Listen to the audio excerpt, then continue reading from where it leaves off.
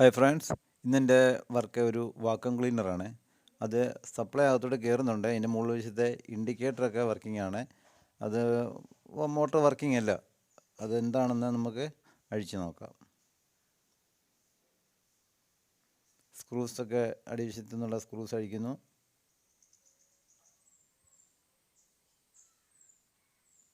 അഴിച്ചു കഴിഞ്ഞപ്പോൾ അതിൻ്റെ മോട്ടറിന് കണക്ഷനുണ്ട്, കണ്ടിന്യൂറ്റി ഉണ്ട്.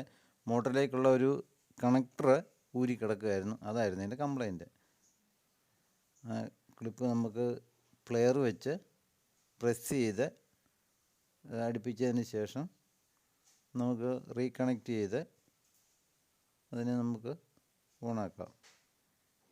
വേറെ കംപ്ലൈൻറ്റുകളൊന്നും കാണുന്നില്ല. വൈബ്രേഷൻ മൂലം അത് സ്ലിപ്പ് ചെയ്ത് ഊരിപ്പോയതായിരിക്കണം.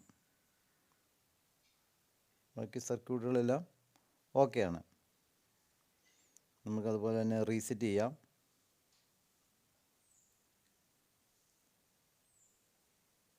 അതിൻ്റെ അകത്തെ കവറുകൾ അടച്ച്